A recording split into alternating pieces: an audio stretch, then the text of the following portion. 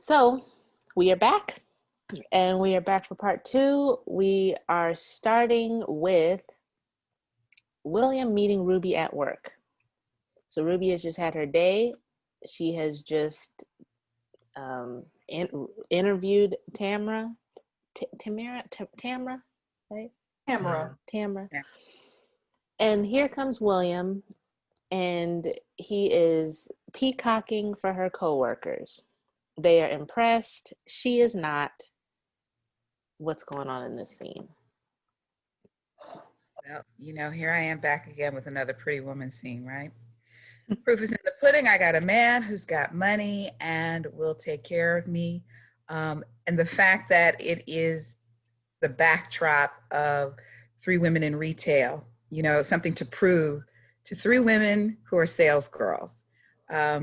It's played again in this particular scene. But one thing that I did notice that I wanted to point out is that you might want to check out the Wrigley's Gum advertisement, which is in the background of this lovely portrait of them against this great car. It is a 1918 Wrigley's World War I poster. And if you look really closely, the effeminization of the portrayal of the sailors. In 1919, the Navy had a huge homosexual scandal that involved cross-dressing, sexual acts, cocaine, the works. It nearly brought down Roosevelt, who was Secretary of the Navy at the time. And that huge whitewashed wall against bricks again to make everything look pristine, yet not so much with that advert on top. And so you really got to pay attention to what those who are creating the scenery and the backgrounds in every episode. But this I thought was very telling. Yelly? Yes, and I wanted to go back to Pamela's point about the color blue all up in the scene. It's not lost on me that you got on your blue today, okay? It's not lost on me. So he shows up in this big blue car, right? William's out there leaning on his car. He's got his blue on. He's got the blue car. And also in the Wrigley's ad, it's about the sailors and they're out on the ocean, right? So it's almost like this is propaganda that is meant to reinscribe white masculinity in this moment of this scandal. And but what is a sailor, right? Like a sailor is this man who conquers the ocean. And in my head, I'm thinking about Black women and their connection to water and the ocean and the waters of the womb and being the original mitochondrial mother of all humanity, as the bones have told us, right? So he is literally trying to conquer Ruby through all of this manipulation, all of this. So, and she gets in his boat, in this big blue car, right? And so there's so much in this scene that is symbolic of like that kind of white male kind of quest to dominate what is organic and natural and originary in the world through the conquering of this Black woman. And really then if you look at it, it's a white woman doing, like, pulling the strings behind all of it, which took me back to, again, Get Out, the mom with the teacup controlling everybody, including the white men in the household, in order to manipulate and collect these Black bodies. So there was that. Another thing I saw in this scene is about the title of the episode, Strange Case, right? So like everyone's in some sort of strange case, like the encasement of a body, right? The encasement of an identity. And so when William tells Hillary he's got a gift for her, she goes and pulls out this like elaborately wrapped gift box with flowers and everything. And then, it's a strange case because inside is not what she expected. It's a maid uniform. It's like a reminder of the underlying racial identity that she has for real. And there's a kiss. Well, there's a denial of a kiss in this scene too. That parallels Montrose denying Sammy a kiss. Hillary Ruby denies William a kiss. And so we actually see like William Christina might actually have feelings for Ruby Hillary and like want her to want him outside of this whole arrangement. Like he wants Ruby to want to sleep with the devil, right? But she's caught between the devil and the deep blue sea, and she's very clear on that. So she's not giving. She's not giving. I was going to say in prostitution, the thought process that a kiss is the most intimate act that you can do. No matter what else you are performing, the kiss is considered the most intimate act you can ever do. And of course, guess where that also appears? Pretty Woman. Amira? I saw that they were, but cousin, we said this, the representation of Ruby is mediocre. So that one girl that she looks, I would say pretty. I don't know. She has Blonde? on the blue. The girl that had her hair pinned up in a certain way, and she had on blue too. And she was like, "Oh, he's here for you," as almost if in shock, like, "Oh, that's you." And you see her like, that's when Ruby kind of like, Hillary Ruby pokes her chest out and was like, "Yep, that's me." And I've read into that where it's like, what are you doing with him? How did you get him? And you see them all in amazement, like, oh, wow. That was something that stood out to me. And I looked at it like, even though Ruby feels as though like she has this whiteness, she's still, in a way, she's so like normalized in a capacity where it's like, how'd you get him? And then they're looking at themselves like, but look at us. Because even throughout the whole situation, when she was eating with them, that one was dancing with them. That one was more condescending than the other ones. Mm-hmm. I noticed that. So Ruby now has her waitress outfit for this party. She's acting sort of as a spy. And I saw it mentioned somewhere that in, I believe, episode 3, when Christina goes to this lodge, she's walking through the crowd and something catches her eye. She's walking through and she looks back and we see someone that sort of looks like Ruby in this waitress outfit. Did anybody else see this when Christina was walking through? I don't know what that was. I don't know if it was like a glitch in the Matrix or... I think it gave her an idea to get her that costume. Okay. Because they don't allow nothing but Black women to clean, Black men and women to clean and cook. So that was like I know what I could do. I can get you this. And she'll be able to come in. And that's when she started to realize, like, I could use Ruby to get access to this lodge. And he's going to be unsuspecting. Because all he sees is a Black woman that's there to serve them. Mike, what'd you get out of this party scene?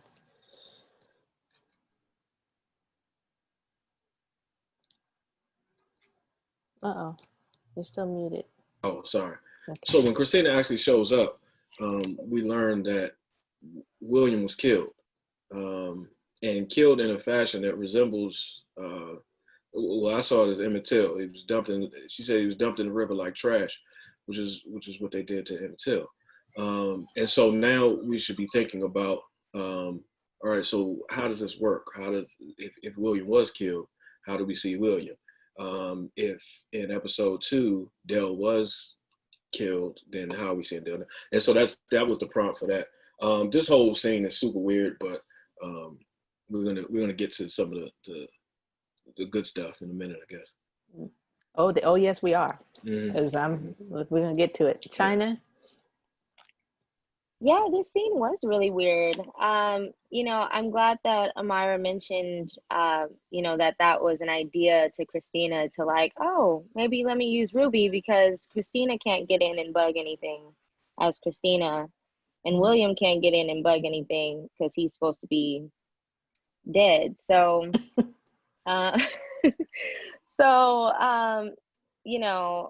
in the first opening dialogue, I immediately noticed that this was a lodge. Of course, we know that from before, where the captain has like his office behind a wall.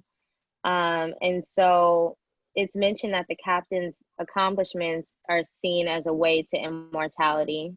So we know that pretty much the lodges are probably working towards the same thing because the Sons of Adam are working towards that as well.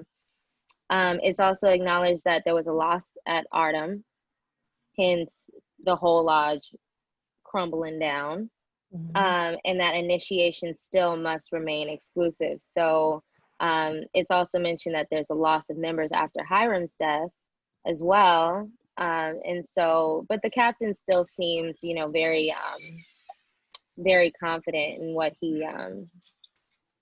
can do and where he can bring the lodge. The only thing that you know, kind of jumps out to me is that he's fighting for this initiation, but he knows that he needs that extra oomph, and he knows that he pretty much, his hands are tied. He can't find the orrery. He doesn't know, you know, if Christina can find it, but he's planning on using Christina to do all the legwork for him. Very indicative of that time where it's like, you know, the men don't see women as pretty much anything. And so I thought that whole, you know, overview of where the captain is in this process was interesting to note. So from here, we jump over to Tick having. Oh, no, we can. Oh, we can. We skip. Did we skip the closet? Or was? No, not yet. Okay. It's right after this. Okay. We didn't skip the closet. Okay. We're gonna pop over here. Tick is trying to solve. But do we acknowledge the conversation between Ruby and Christina? Hasn't happened yet. Has it? Oh, I jumped ahead. I'm sorry. I thought that was in this scene. Mm-hmm. Yes, it has. Okay, go ahead. Okay, well, I immediately noticed that the same magical symbol on the stone that Christina gives to Ruby to plant in the captain's office, I believe is a protection spell or some kind of entrapment spell. We see later on popping up in Tick's studies. So what did you guys actually draw from that conversation, that exchange with Christina and Ruby? Because Ruby, like, kind of, this is her first time meeting Christina, really. And so she kind of seems hesitant, but she cares for William, so she's going to do this favor. She knows it's, you know, she knows it's a risk. I thought that this was extremely manipulative because, first of all, we know that Ruby is privy to the fact that there's magic happening, but Ruby is not aware that William is dead. So I feel like Christina really pulled a string with bringing in something that would be extremely triggering and hurtful, and using that as leverage to get Ruby to take up this cause, because otherwise Ruby would have no incentive for even going in there, risking her life, really, to try to go into Lancaster's office to do any of this. So it just seems like Christina was just playing it on both ends, that she's sort of created this relationship with Ruby and William literally to act as leverage to do something dangerous. And I feel like that just continues to perpetuate sort of exploiting Black bodies for some unknown cause. That's how I saw that whole conversation. I'm gonna tell you from the, oh, go ahead, Yana. No, please go ahead. Well, mine's real quick. I was just gonna say, like, I think that Ruby is extremely brave, more brave than I would be. This scene is so creepy because these are not spaces that Black people will come in. Like this type of lodge environment with all this wood and, you know, bucks on the wall and stuff. Like this is not this. I don't want to be here. That's the whole vibe of the scene for me. But Ruby is in there just doing whatever. You know what I'm saying? She cussing about Christina. She's doing, like, when she has a meeting with Christina, she's fine there. She's moving in and out of office. I mean, it's just like, yo, she's a savage, because I would be out of there. Bravery. Yeah. Okay. So we see the white woman in Christina trying to use and manipulate Ruby, as Taylor was making a point, and then we see the white cop intending to use Christina to meet his end. So everybody's using somebody, but also there's this thing that goes back to this strange relationship, this peculiar relationship between white people and Black people, which is like, it's not enough for white people sometimes and white supremacy to use Black people. It's like it wants us to love them. Like white people want to be loved by Black people and adored by Black people. So Christina, for the second time, brings up, you know, once it's William and once it's Christina, like, you got feelings for me though? Like, Ruby, do you love me though? You know what I mean? Like because she's maybe developing feelings for Ruby and wants that love to be returned. So it's almost this love, hate, kind of love, Stockholmy. It's a twisted relationship that she has. And Ruby's kind of just like, Ruby's over it, right? And she is already in a creepy environment. Also, that symbol is the same symbol that's up and down the doorway when they're in the mansion, and each of them gets locked into this illusion. Each of the three of them, Uncle George and Letty and Tick. So it is a symbol of entrapment, and she's putting it in the desk. I'm sure we'll figure out why, but yeah, I think that's what's going on here. So I'm trying to get us to the sauce of this soup.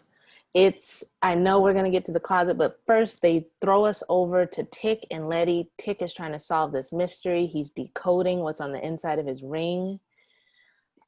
He wakes up from a concerning dream wherein he does not escape the mansion when it goes up in flames. He is actually consumed by it, and it looks like Hannah lets it happen. So his ancestor is not there for him, and he's feeling betrayed, and this is his dream. I feel like there's something in that. I mean, he's trying to decode and figure out this history and figure out his birthright, and yet he's having visions of his ancestors not coming through for him. Well, so I took my note out, but this is how I saw that scene. So we saw him get out in episode 1, and now he's getting burned up. And then we also learned in this scene that his middle name is Samson. Now in the Bible, Samson is he's supposed to be a hero, but he fails in that mission. Samson also is a precursor to Jesus because they're both Nazarenes. And so Samson had to go through this rigid high priest order the same way you see Jesus as a high priest. But where Samson fails, Jesus succeeds. And that's the dichotomy the scriptures set up. So seeing Tick burn up in this exit this time kind of tips me that he's not going to be the one to succeed here somehow. Yeah. He's going to be the one to fail in the ultimate mission. And we see in that Bible story of Samson, he ends up having a small victory, but he was supposed to have a much larger part to play. And so I'm looking at Tick that may be his role in this story. I like that connection. Once again, realizing that it's not all about him, like Letty said. The world doesn't revolve around you. Mm-hmm. Yep. So now we're back at the party. Ruby places this little amulet. And here comes Lancaster. Lancaster comes back unexpectedly. Ruby hears someone crying out from the closet. She goes, and to her horror, she opens. There is a man missing his tongue with a black man's neck stitched on. Is that what I saw? Like, it appeared that he had been Frankenstein together, and he is held up in Lancaster's office for not divulging some information. And Ruby has to then mash herself into this closet with this man while Lancaster and his goons come in to have their deliberation. And it's here that we notice also that Lancaster is a little Frankenstein-y. What is going on in this scene? Because there were people crying. There was so much crying over this scene. Like, let's have it. Take a stab at it. I just think it's more of Hiram's experiments. And I actually went back to the Holy Ghost episode to see if any of the bodies, the ghosts in the circle, had particular body parts that were missing that we saw in Lancaster and the gentleman in the closet. But I didn't see anyone missing a black male chest, which is what I think Lancaster has.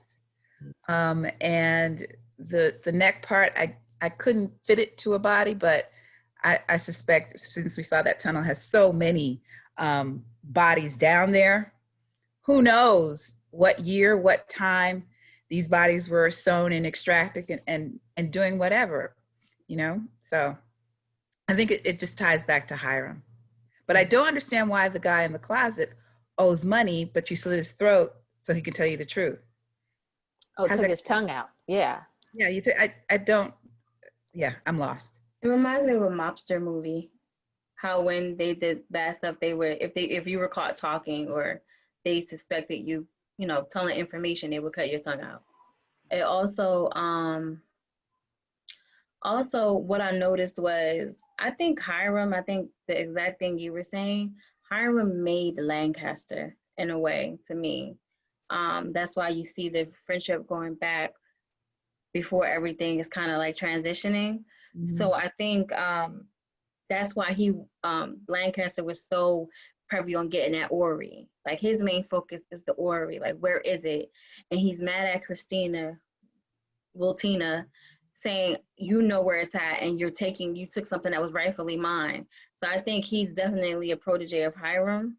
And he actually says the guy's name. I know it starts, I think it's like Zeno, something like that. He says his name. So he says, yeah, and he says his name, but it just reminds me of like a Scarface or like an old gangster movie. Like, oh, you're talking, I'm gonna cut your tongue out, but you don't talk. Kudos to Ruby, because I couldn't have done that, standing in that, couldn't have done it. So I was like blown away. Like, she was just so composed. But for her, you know, that experience is, if I get caught, I'm not gonna get my tongue cut off. I'm gonna be killed. So I had to think about it like that. Mike. Oh, go ahead. Go ahead. I don't know. I haven't thought this through yet, but I was just trying to think of the significance of which Black body parts the white police were wearing, and I thought of the neck piece that the Zanoni was wearing in the closet as like a symbolic of lynching, like the hanging lynching of Black men. And then the torso that Lancaster's wearing is like the shooting of Black men, right? Because most of what is happening is they're getting shot in the back in this particular kind of like, you know, the trunk of their bodies, right? When they're running from police, etc. So, and then the tongue being cut out is about, I think, a direct allusion to like the fact that this is like zombie imagery, and the fact that he's implying that the dead do speak, right? Not the living. So he doesn't need this guy's tongue, right? Like, he's going to speak in other ways, or at some other point when he's fully zombified, maybe.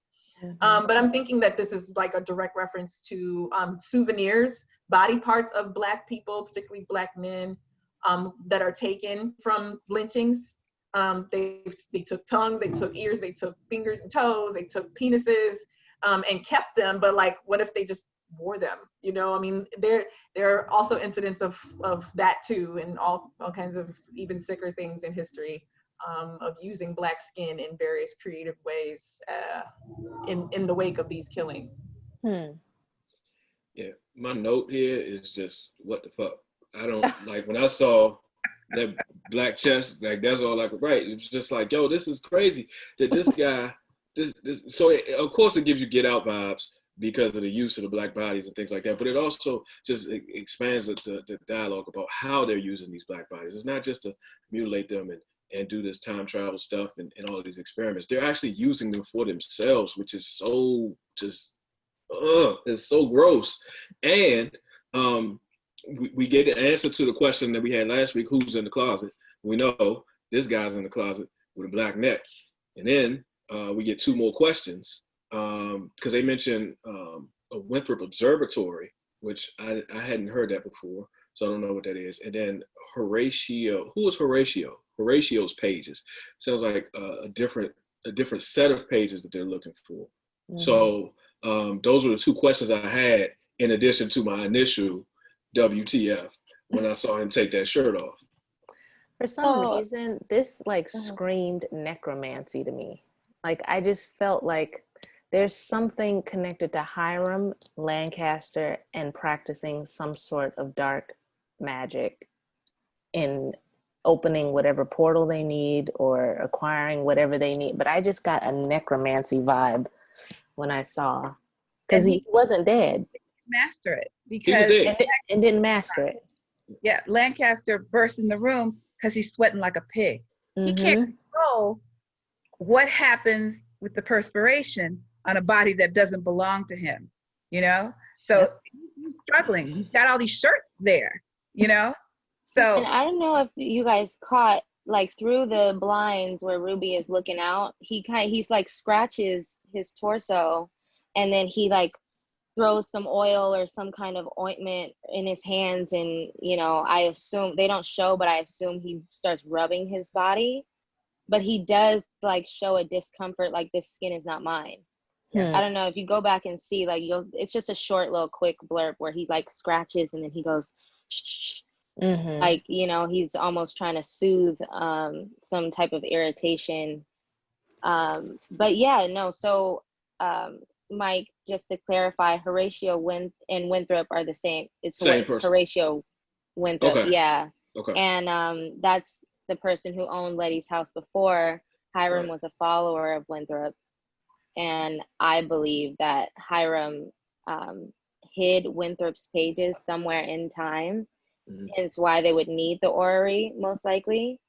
And so since Christina is so hell-bent on, you know, I'm going to find the missing pages, that's where Lancaster's like, well, I'm just going to let her bring them to me. And then that's my initiation, you know, for them to take me seriously and get his ring. Thank you for answering that. I'm sorry, before we go on, I think it's important to point out in this moment, this scene is important because this is a Ruby episode. And so Ruby was enamored with whiteness going into this episode. So in that back room at Marshall Fields, she saw the behind the facade, and she saw that those white women act as monsters. And now she's in this closet seeing the depths of this depravity. And this is the moment where she's like, I don't want this. This is not for me. And so this is a critical point in her metamorphosis and her transformation, being in the closet with that dude. Yep, absolutely. And she takes it right into the next day when she berates her coworker and sort of projects all of that horror and everything that she has learned. Pamela, what do you think about that scene? What did I say about this? Let's see.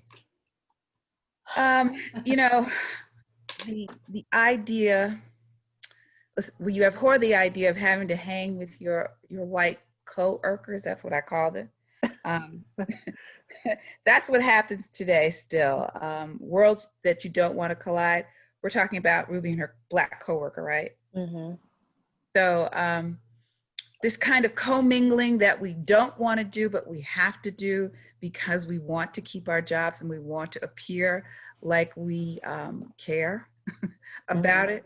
I think this whole thing just kind of just falls apart for Ruby when she realizes, as Mike says, it's really not what she wants, but she goes through the motions.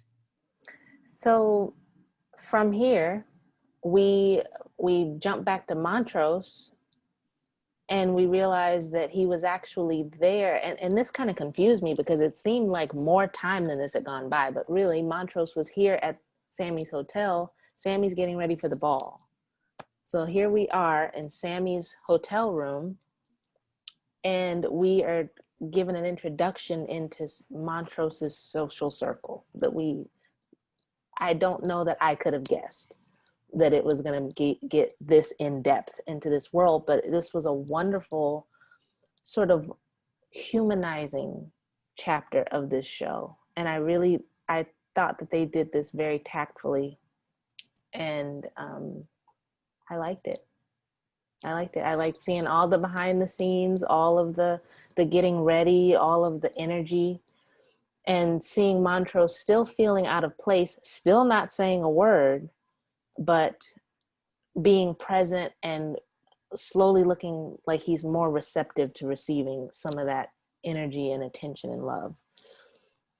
So I think this scene is new for us, but it also feels like it's new for Montrose. I don't think that he's gone this deep into this before. I mean, you hear it in the dialogue when they say your friend doesn't speak. This is something first time he's getting there. And I think this is maybe because, as we mentioned earlier in part one, his transformation started with Tick beat him up. And so he feels like he can't go back to that life. And so now he's going deeper into this other life that he's avoided for so long. And so they did have they had Shangela and they had Monet and a few other who's the guy's name from Noah's Ark? Daryl Stevens, Noah from Noah's Ark. So they had some icons here in the scene, but I think it's important to point out that Montrose is learning and navigating this for the first time, and we're seeing that as he's going through. This also has a feel of LGBTQIA houses that we may see if you watch Pose or My House or Legendary. That this vibe, this community, this love it doesn't matter who your blood is, it matters who's around you. And we accept you, even though Montrose is in here with one eye, not talking to anybody. They don't know if he's dangerous to them or not, but they've accepted him.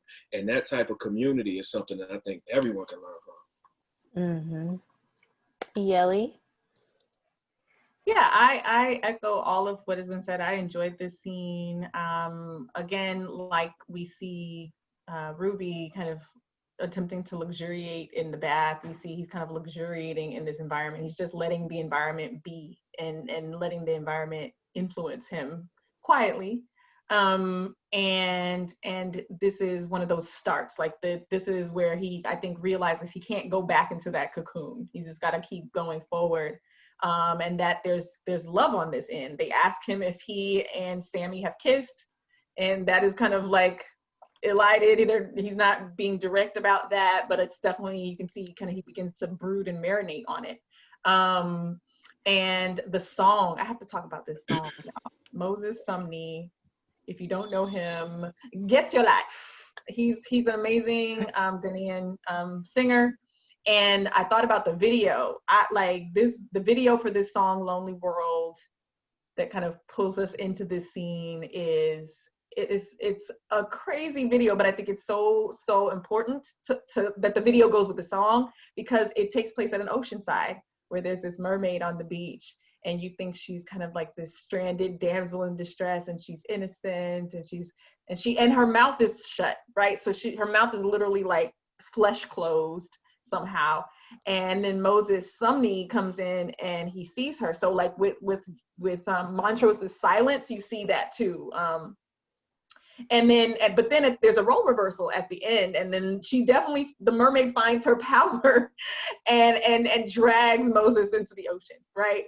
And there's this struggle going on, right? But perhaps at the end he doesn't drown, he becomes a mermaid too. Like, we don't know. But I think that this moment is kind of like where we're like, what is Montrose gonna do? Is he gonna like mess up this whole situation with these beautiful queens, or is he gonna like let it be and kind of integrate with them, but integrate with his true self? So it was great, and the song is just beautiful.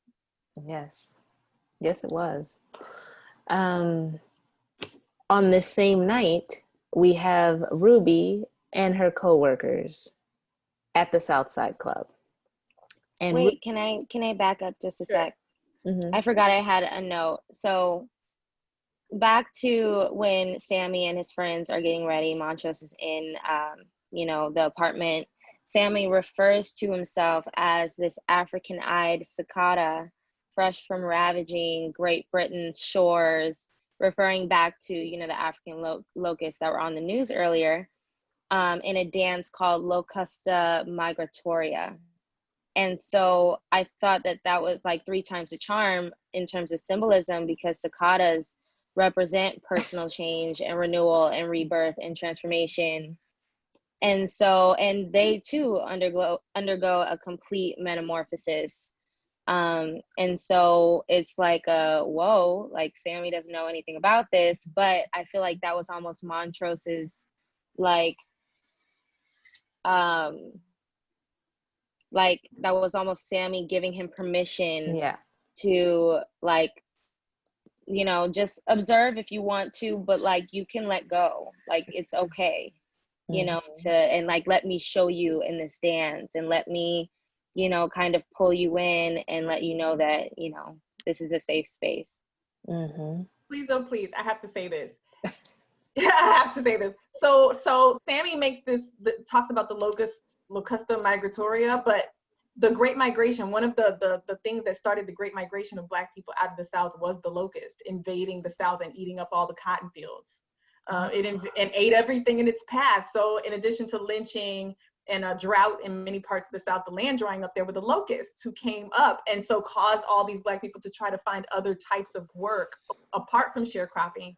So perhaps Sammy is a part of this migration, or all of these Black people can come together and find each other and make new community because of that migration. So there's that.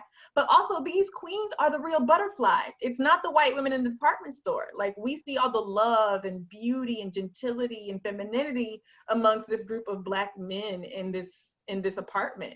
They're the real butterflies in the episode, but there's again that contrast where they talk about themselves in terms of locusts, but perhaps they're not locusts. They've just been taught that they are, and they're trying to embrace it, but really they're the butterflies.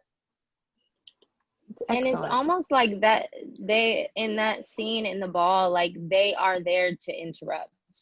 And maybe that's why they refer to themselves as the cicadas, the locusts, is like, we're coming into this space. This is our space. We're interrupting everything up in here.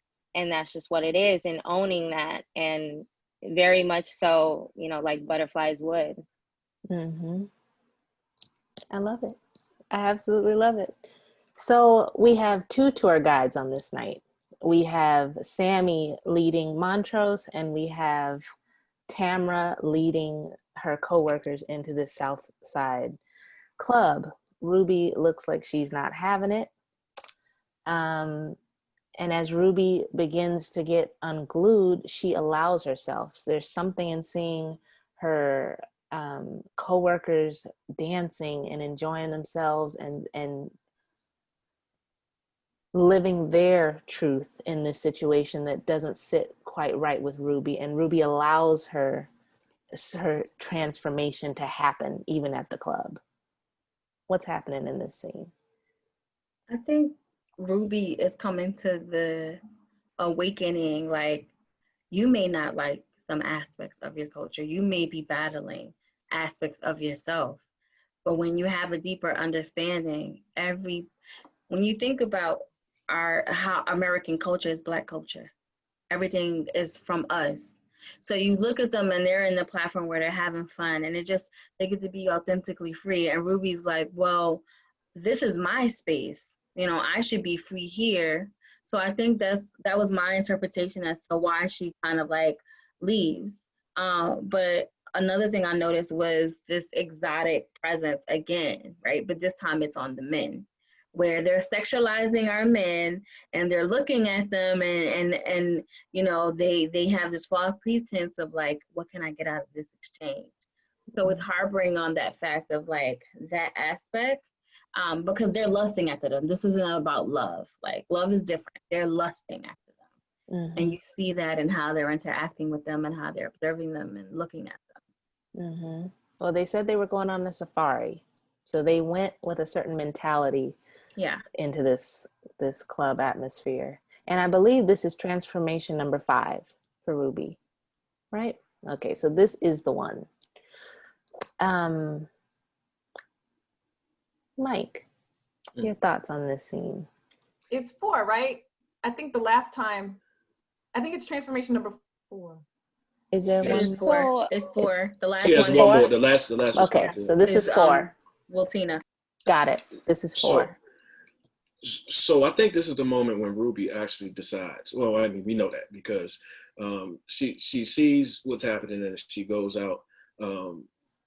She sees kind of the voyeurism, but they're actually participating, almost like a zoo, with the folks dancing, and then she decides to go out, and she doesn't want to do this anymore. Like, she's seen enough whiteness, and this is enough whiteness for Ruby. She's had it, and so then after that, then that's when she sees the assault by the manager, and so to me, I'm thinking she has to be weighing, you know, which horrors is she going to choose? And she has all of these horrors that she's seen through her whiteness, and then she has the horror that she's returning to, which is the loss of agency, the loss of control of her body, being in this position where she may not have the voice that she's experienced over the past few days. And so in her choice, she says, this thing that I've lived my whole life, that I've hated, that I wanted to get away from, this is the thing that I choose. This other thing is so wretched, so horrible. I don't want anything to do with that. And so I think this was the actual turning point for her.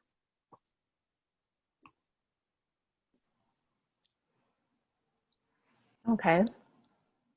So I just realized that we actually had 2 scenes with this ballroom, because they jump there and then they cut over to when Montrose is being elevated and has this support from all the Queens and Lonely World plays.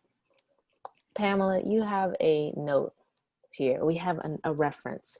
Yeah, Lady Sings the Blues, wherein Sammy extends a long hand out to Montrose, much like Billy Dee does to Lady Day. And a lot of the folks in this scene were playing stars of the time.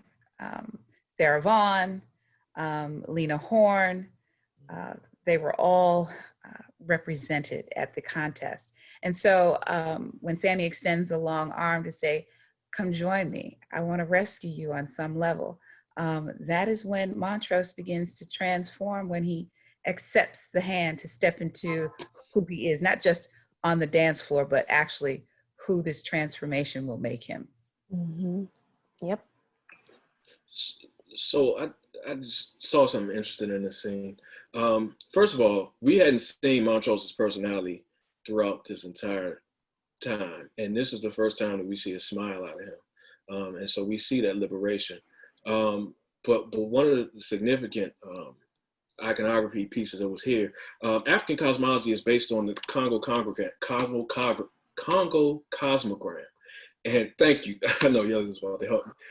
And basically, it's the circle or the cycle of physical life and spiritual life, and it's a cycle that goes counterclockwise. Now, I don't know if people are watching this counterclockwise. I don't know which way it's looking for you, but that's the circle, and that's a sacred circle in African cosmology, and we've carried that with us throughout our entire time here, and it appears in different ways in Black culture. So through something like a ring shout, that'll be translated into a shout in church and things like that. But that counterclockwise motion is something that is and has been sacred to us, and we don't get away from. It's part of it. You see it in the electric slide, which is a counterclockwise quadrant-based shuffle. The wobble, counterclockwise quadrant-based movement. Montrose is transforming, and he's spinning in that direction, that counterclockwise direction, to indicate that transformation, which is the cycle of life in African cosmology. So that was a huge signal for me that they were paying attention to all of these changes that we go through. Come on, Mike. God. I literally have a tattoo of the cosmogram on my back. It's so Really? significant. It's so It is. I would turn around and show you. It's a lot. But no, you are so right about that. There, and the middle line in that circle in the cosmogram, it represents water, because when you cycle around and your human spirit goes through that life cycle, when you go under the water and you come back out again, you are different. You are changed. This is why we be Baptists, because we came here and we're like, oh yeah, we know what it means to go into the water and come out different and be better and be a truer version of yourself and be empowered by spirit through going in that water and going around that cycle, how it helps us to be our best selves, how it holds us accountable to being our true selves.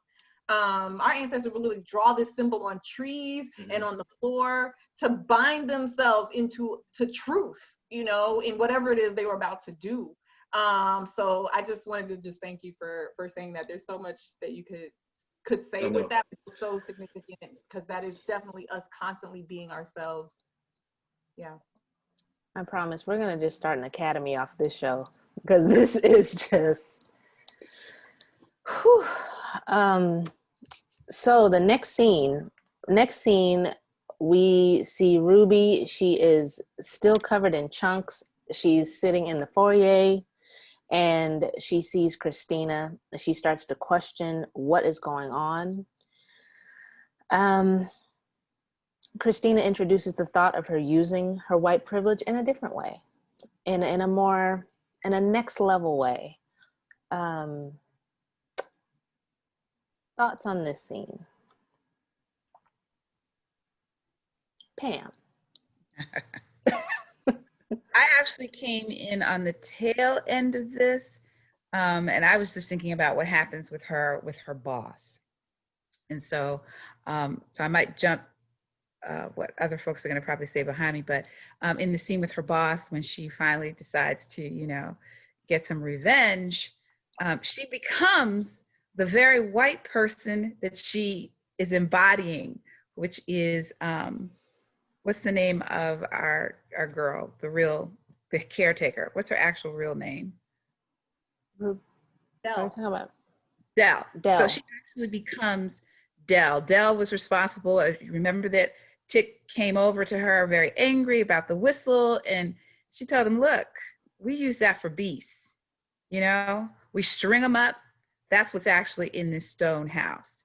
And so Ruby, without actually having, I guess, known what happened there, exacts the same kind of thing as Adele would do to an animal. She strings him up, and then she sodomizes him.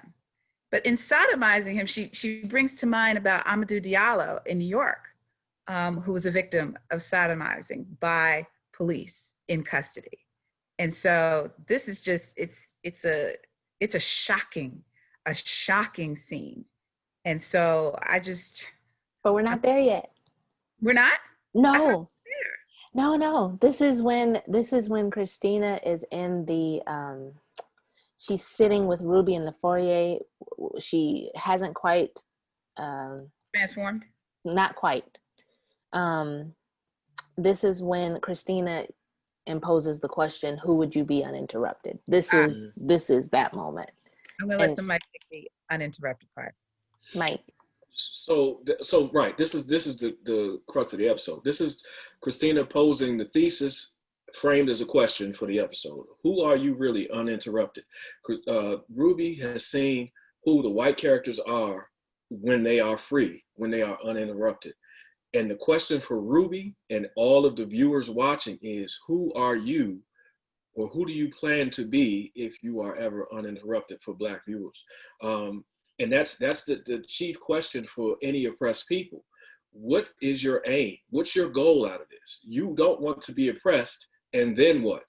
What do you do with that freedom? Do you replicate what you've seen, the systems that have led to your oppression? Do you do that with somebody else? You just have to be in the big seat now? Or do you have the imagination for something else? And then in this case, I think we'll go through it. We'll see what Ruby's answer is to that. But that's the question that everyone should be asking themselves. If you get free, what does that look like? Yep. And Yeli, this is that destination.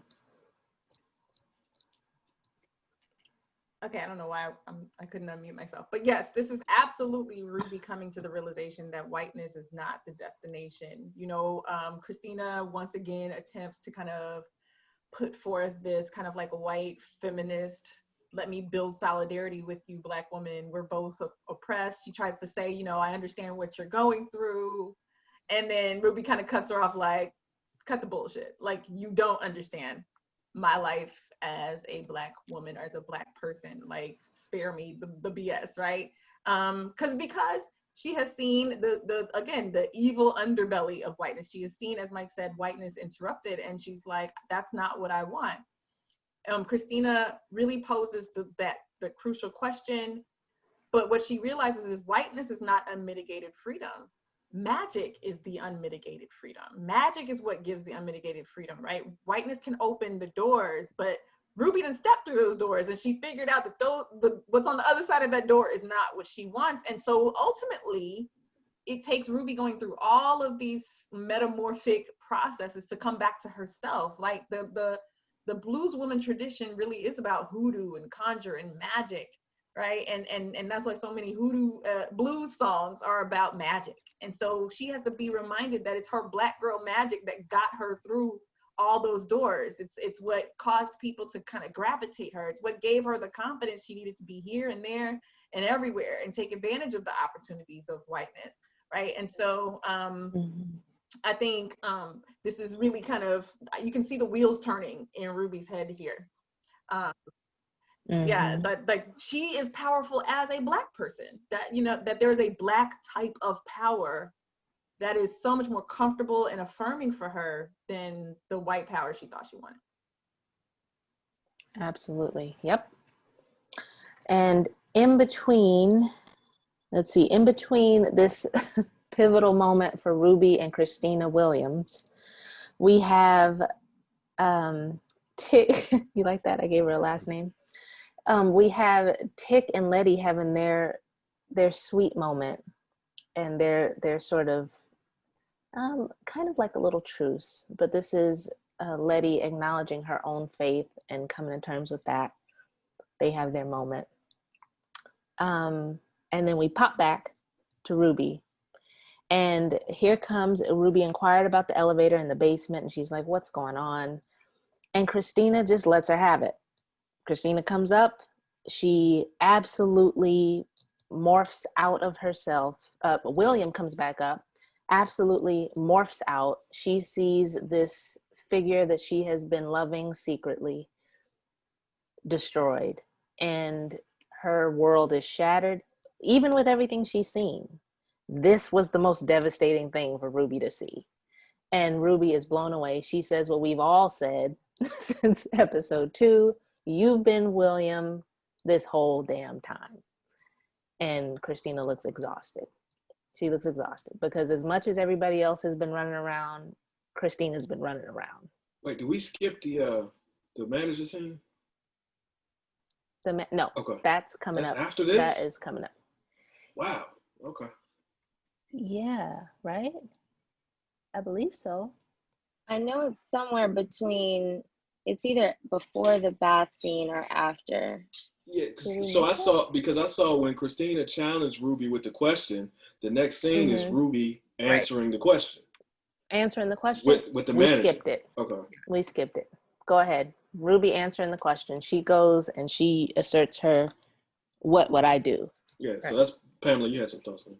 Yeah, basically what I said earlier, that she just goes for it and assaults the manager in much the same way that the white body that the original white body that she currently holds, she becomes the oppressor. If you are uninterrupted, she's answering the question, this is what I would do. And I likened it back to when Amadou Diallo in New York was sodomized by the cops.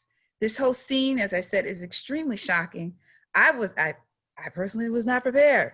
You know, they had already hinted to us about beautiful high heels, but I had no idea that they were going to take us in that direction.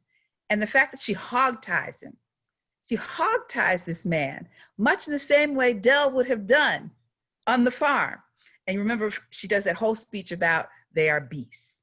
They are absolutely beasts. She does the Lovecraft poem without using the inappropriate words, I should say. But Dell shines through, unfortunately, in this scene. And she has no remorse. Just as you know, Dell would have no remorse. She goes full white woman as herself, which I think is just psychotic. But that's what I got from that scene. Yeah, there was a lot in that. Yeah, this is not the answer that. Oh, go ahead, Amar. So that's why initially I was saying, like, I felt like in some capacity, Ruby was trying to make it seem as though she didn't have power, but then she started to realize that she did. So that's what I'm saying. Like, initially when all this stuff was happening, I felt as though she was leveraging those relationships to do the exact same thing she did at the end. Because even though she started off as the white woman, she finished off as a black one. And she told him, look at me, I want you to see that a black woman did this. And then she walks out. So when that scene happened, I automatically thought of like thinking about what he was trying to do to Tamara, because he was trying to rape Tamara. And I think as though I thought it was like she was trying to kind of like take revenge for not just Tamara, but all black women who've had this false ideology of being exotic and being deemed as something as exploration, and owning her body in regards to like, I'm not just a sexual thing. I also think it plays on the aspect of being pretty and smart. A lot of the times with women, if you're pretty, the illusion is you're not as bright. So, you know, it plays on that for me as well. But that was something that I really wanted to like talk about in that scene, because that was a really pivotal scene in regards to what was happening. So yeah, she started off as Hillary, but she ended as Ruby. And she let it be known to him, look at me, turn around. I want you to see this because a black woman did this to you. And I think it was like her final declaration of like, I'm black, I'm proud, I'm standing up for Black women, and you're not going to devalue my body like this anymore. And she found her own value in the process. Right, her own resolve. Yeah, I had a problem with the scene, like a major problem with the scene. So, so this is not to discount anything that's been said. It's just a different take on it. So in Western culture, we have this idea of righteous violence or retributive violence, and basically the concept is you do a violence to me, I win by doing a greater violence to you. That's how all of our movies go. That's how we've all been conditioned to say that better, more effective violence conquers violence. And that's something that's very difficult for us to work through and get out of. And so as we're answering this thesis question, what do you do uninterrupted? Ruby's answer is, I'm going to do the violence that I've been exposed to. I'm going to do the thing that I've seen. We talked about this in part one with Montrose or Tick, Montrose and Tick. They're replicating what they've seen. And so in Ruby's case, she does what she's seen. So we have to allow for that as a full human being. But is that the right answer that we want for ourselves? Because if that's the best answer we can come up with, are we better? Are we more suited to have that freedom? Or are we more suited to be in that position if all our imaginations can do is dream up what we've seen? And so the work is to yes, there are motivations and justifications for doing what she did, and it feels good and all of that stuff. But is that the right way to be? And if we don't do the work of unraveling that or unpacking what that is, then we'll never be worthy enough to be that person. I think we should lead. But when we lead, I don't think it should look like that. So then I have to answer the question, what is that? And what I saw in that scene is not that. What I saw with Tick beating up Montrose is not that. So we have to have a better way of doing it. I would dare say a lot of Black people are always asked to be better. And at some point, Black folks get tired of being better. And I'm sure people will buck against the idea. Not that I don't believe exactly what you're talking about, Mike. We do need to be better about it. Should we gain control or power, whatever that structure eventually becomes with what's happening these days. But we are always invariably asked to be better than. And why is that? And that's just a question I'm throwing out there, but I'm always annoyed that we must be better. Well, to touch on something that Mike said, that goes back to an old saying, two wrongs don't make a right. So on that note, it also goes back to an eye for an eye. So there's retribution when someone's been done wrong. And then there's another scripture that says, seeing it as a righteous thing to recompense tribulation to them that trouble you. So it goes back to getting revenge, but it also says that revenge is mine, as saith the Lord. Then in another part, he says it's going to use it would be done by his hand, by the hand of his people, allowing them to get revenge. So two wrongs don't make a right, but who was the one that's wrong? Ruby was wrong, so she went for her revenge. And again, with the being better, I mean, we're always asked to do that, but we're the ones who were wronged. So that's where the revenge comes into play, giving them what they deserve. And that's what she did. Yeah, better is subjective. Beauty is subjective. That's one of my major takeaways from this. I think what we learned with Montrose is that uninterrupted, he is a loving person, a peaceful person, maybe an artistic person, right, with the flowers when he was a boy. And what we're learning uninterrupted is that Ruby is someone who, perhaps outside of racial capitalism and the competitive nature of the workplace and competing for that one Black spot, maybe she can be her sister's advocate. Maybe she can see Tamara be sexually assaulted in the alleyway and then avenge her sister, avenge her, right, and actually be an advocate for her. And think of them as in this together, as opposed to that's my competitor, right? Because Black people, because of these systems, have in some instances become, started to look at each other as competition instead of community. And another thing I'll say related to the point Justin just made is for Black people, part of that being better and trying to take this moral high ground, and Michelle Obama telling us to go high when they go low, is that one, it's ahistorical. Two, it should never be the burden on the oppressed to carry forth uprightness. And three, it should never be, but it is, that Black people are the only people in the world for whom violence must be taken off the table as an option for us. We must struggle without violence, but no other people in the world has been oppressed to this degree, murdered to this degree, raped to this degree, and been also asked to take violence off the table to defend themselves, right? To avenge themselves, to protect themselves. We are the only people being asked to do that in the name of respectability and some sort of illusory moral high ground. And that's what Ruby is uninterrupted. She represents the Maroon tradition. She represents those Black people who got us free through violent means, who took their freedom, right? A lot of people think that our ancestors who suppressed the violence were the reason why we survived. But I'm like, no, history bears out that it's the ones who said, okay, you might come for us, but you're gonna lose a few of your own. Those are the people who pushed the envelope forward. Those are the people who forced the hands of the oppressors who only speak the language of violence.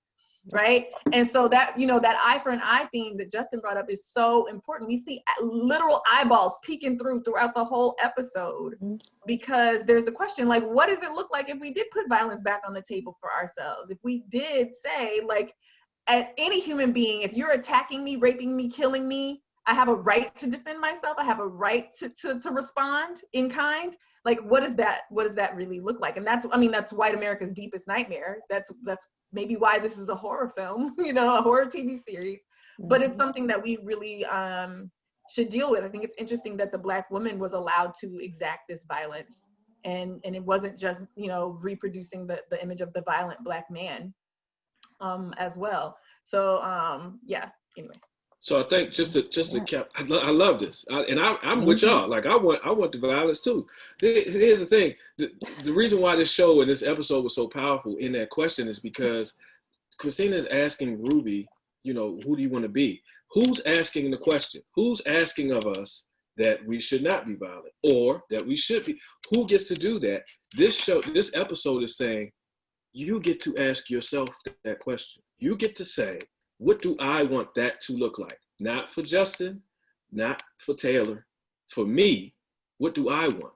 For Yeli, what do you want that to look like? And that's the work that we all should be doing. And that answer can look different, and that's okay. I love this. I love this episode. Yep. And I'm glad you mentioned that too, Yeli, about the eye for an eye, the eye references, because we see Montrose with his eye, missing his eye. And it's just all the two people that had the biggest transformations in this without an eye. So I've found that very interesting, that their shift that they were having. So we jumped ahead. I hope nobody gets confused, but we're at the last scene. So after we discover that she's been Christina the whole time, William's been Christina the whole time, we are back at this Tick and Jaya conundrum. The lady on the phone from Korea, the soldier that was whooping him in the mansion, he's cracking this code. He calls her back and he wants to know, how did she know? We still don't really know who this woman is, who she represents, but she knows a lot. And the last word he has written on this page is die. Now, I'm just going to throw this random theory out there because there's so many biblical references in this.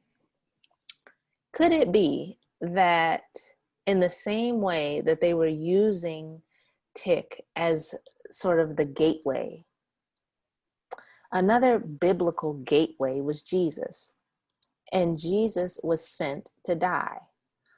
Now, I don't know if he would represent this in this, but he's supposed to be a son of Adam, and he's supposed to be a key. Is that a far-fetched notion for him to have that inscribed inside of his ring? His ring, the ring that he was given. It seems as though he's going to be a sacrifice. Some sort of sacrifice, because they've already tried it once. and it was Which is interrupted. probably what Montrose has been trying to keep him from, because maybe he came across that as well. Mm-hmm. So my take on it from the ring had his initials in it, and he used the initials to kind of decompress the language of Adam by the alphabet. One thing that I picked up was that he said that some of it was derived from Chinese hieroglyphics. And then I think of Gia, and I don't know if Gia is Chinese. I don't really know, but that tied into me for that reason. But what I saw was one of the words was protection, and then one of the words was suffer, and then one of the words was die. So you see him kind of like putting that puzzle together. And when he called her, and she's been trying to warn him initially from the very beginning, because she said, "Did you leave?" And I remember, I think it was the second episode where, no, I think it might be the first. I'm sorry, whichever one it is. But he calls her, and he calls us from Montrose's house, and he's laying on Montrose's bed, and she knows it's him, and she's like, she says something in regards to like, "Why did you leave?" So in a way, Gia knew something all along and was trying to protect him. And now when she's like, "Well, you didn't listen." So I know for episode 6, according to the previews, you see the major focus in those episodes is Gia, and they start breaking down her relationship with Tick, but then it kind of gives you an understanding that she plays a deeper role than what he alluded to. Because I think that was one of his first real relationships was with her. And then he confides that to Letty and says, "But you're special." So you see that come into play. So I think he does play a role in regards to some type of monster or creature, because then at the end he says, "What are you?" So he starts to like internalize, like, were you really a person, or were you someone doing a metamorphosis of someone else or something else? I think it's also interesting that this is sort of another time that we've seen some mysterious person be asked, "What are you?" Because we heard this from Montrose with Yahima. I don't know if they're making this connection that Gia has some sort of otherworldly quality, but that little, not "who are you," like, who are you to know this? He actually said, "What are you?" So I wonder if that was intentional. And you know, I think it definitely is, because I had picked up on something in the closed captioning in episode 1, where in this dream that Tick's having, you know, Gia is this alien. She's, you know, portrayed as an otherworldly being. And she says to him in some other language, the closed captioning said, "Suffer, suffer." And so I immediately thought back to that, and I was like, wait, now he's, you know, suffer is coming up in this again, almost as if, you know, she had definitely foretold, you know, some kind of demise of his. And so then that makes me question, I mean, this ring was given to him by Christina, and the ring also could arguably be a reason why that ceremony went left, because then you see the black smoke circling around the ring, you see, you know, Tick making it out. And then he's also suffering in that scene that we see earlier where, you know, he's burning alive in this house. Hannah mouths something that we don't understand. So there's all those little cues that kind of just make you think, okay, where really is this coming from? Because we think those are his initials. And then at the end, when he actually breaks the code of the language, it's DIE. So it's just that connection between all of these things going on that even spooks Tick enough to make an expensive phone call back to Korea and, you know, try and get answers and try and figure out, what do you know? What are you? What's going on? So I definitely picked up on all those little cues. Yeah, I think Taylor, you're right to call that out, that connection. The language of the show is setting this up, so Tick is sort of like a Christological figure where you have On the Jesus side, you have Son of Man, and on this show's language is Son of Adam. You have the questionable lineage here. So we know Tick's mother was a human woman, same with Jesus' mother, but the father is still in question at this point. You have the suffer and dying is common language used about Jesus, and then we're seeing just the way things are happening. Like I said, the allusion to Samson and how he was almost like a Christ 1.0, but he didn't save his people, where Jesus is supposed to save his people. And so, yeah, I think the language of the show lends to that speculation. I think it's valid. That's all I got out of that.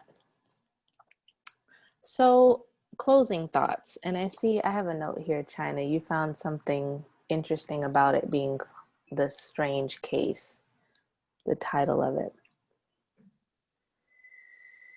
Oh. Here I am. So Strange Case brought to mind the strange case of Dr. Jekyll and Mr. Hyde. And we definitely see that throughout this entire episode, throughout the entire season, really. We see, the different sides in Ruby and William, but also Montrose. This is the most reserved we've ever seen him, saying only one word. And Tick as well, his anger gets the best of him, and we see, that angry side of him that comes out. And so, yeah, I thought that was an interesting little tidbit that definitely made me think of that, because once I made that connection, it's like, okay, you could pretty much argue everybody is two different people. Any closing thoughts? I mean, we've chewed the salt out of this meal. But any closing thoughts? I noticed that on one of the scenes, you actually see like a movie clipping of Jekyll and Hyde. I know it was there, but in the book, the chapter that this is focused on is called Jekyll and Hyde. I was trying to figure out what those movie clips were. That was Jekyll and Hyde. Those were the clips of that. Whew. Oh, cool. Well, there we go. That sums that up. Awesome. I did have another thought about when Letty says this magic is corrupting everybody. It's corrupting us all. And it just made me think, like, what if that's the true horror in this episode is, we see this obviously in the scene with Ruby and the manager. And we've seen it with Montrose, Tick, even, Christina and Captain Lancaster. And really, when we talk about the manipulation throughout the show, you think about Christina and how she may be pulling the strings with everybody, but then you also think now that the magic is really pulling the strings. The magic is what's making a lot of these people do things that they normally wouldn't. Even Montrose, who's not directly affected by any magic, is still trying to protect Tick from, all of this backstory, all of this, all of his bloodline, really. So I thought that was interesting that she said that little tidbit, when they were deciphering stuff. If you remember, Tick said it's not inherently evil, it's what you do with it. What do you want to do with it? That means when you have the power, when you have the control. We saw what Ruby did, but what do you want to do when you're the one that's in the power seat? Yeah. And I just go ahead. Oh, sorry. To me, it ties into like that sense of African religions and spiritualities. You'll get this concept of it being deemed as evil, and it's necessarily not. It's different aspects than it is about what you do with it. And I think it touches on that too. And I know before I kept saying that you see little tidbits of Yoruba, you see little tidbits of Santeria, you see tidbits of voodoo. And it's always, when it comes to us, even with internalizing that ourselves, we're oh, it's evil. And it's not necessarily that it's evil. It's more so like it's just another aspect of power.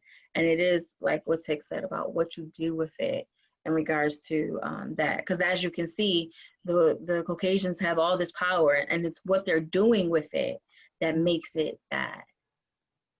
Yeah, I was going to say that I think they would do well to remember Yahima's words about she had never seen anyone so hungry. So hungry. And all the whites are so insatiable for power, for money, for whatever is going to get them over to feel good, even the lowliest of the low. And so seeing the store manager take advantage, seeing the three retail girls always wanting to go on a safari and see what's happening over there, just their insatiable hunger and demanding that you give it to them, show it to them, satisfying their hunger. And they're never, and she basically said, they never stop. It never stops. So I think if they remember those words when they're trying to figure out how to save themselves, to kind of forward themselves against the impending hunger that's never going to go away. Hungry like the locust, always consuming. Always consuming. Yep. Can I just close on one thing that we had, and maybe this is not the close, but whatever. We talked about this in part one. There's been, because of this episode, some defectors because of Montrose and everything that happened. And I just wanted to point out how interesting it is that some people have basically sworn off the show after this episode because of that. And it's just, this is Twitter and a whole bunch of other stuff. People just not watching the show. They could talk this gay agenda and all of this other stuff with Montrose. But in this episode alone, we got people drinking dead people's blood to turn into other human beings and rip their skin off. We got 2 instances of Black women being violated. We have so much gore and evil and things happening in this show, and people are upset that Montrose lubricated before he had sex with a person. This is ridiculous. So I'm like, all of that stuff, I'm not hearing any of that critique, because if you don't have something to say about Tamara being assaulted or Ruby being violated or any of this other stuff, we had a white dude wearing a Black man's chest. Yo, stop being ridiculous. Yeah. Also, on the white man wearing the Black man's chest, the chest is a symbol of pride. You stand there with your chest out. So he's taking the Black man's chest. He's taking his pride. Now he's standing there with the chest out, and he's taking that Black pride away from him. And it's tearing him up because he's sweating and itching. Yeah. Because it's not his. It doesn't belong to him. It's not his. My takeaway was that growth is hard. Growth is difficult. Transformation and evolution is difficult. I'm so happy and honored to have been a part of this with you guys. And this has been just a fun process, but also a difficult process. We've had some difficult conversations. We've been privy to some difficult conversations happening in the Facebook group and in the internet, in the internets in general. And I think, for us to grow as a community and use shows like this as a tool to grow, we're going to have to accept that it is going to be a difficult process. We got to really be careful as we come out of this cocoon and become whatever it is we decide we want to be, whatever it is we imagine for ourselves on the other side. But it will be beautiful because it will be us, right? So just wanted to say that. I love that. I also, just much to your point, that growth, we've also seen the characters have that space to go through these transformations, to, bounce back and forth on the spectrum of growing and not. And, we see it with Montrose, we see it with Letty giving Tick, his space to get mad and then come back and, okay, let's talk it through. We see them allowing each other, that leeway to really feel everything that comes along with that growth and transformation. And I think that's one of the biggest takeaways, is that we judge so often. And if we can step back and say, look, we're all going through some type of growth, we're all going through some type of transformation, some type of metamorphosis. And so if we just allow each other that space to, go through what you go through and believe that, each one of us is going to come out much better. We're at the end of our podcast, but I just wanted to mention something, because butterflies and their transformation has always been very fascinating to me. And mainly because it just seems like when you have to crawl, you have a lot of obstacles.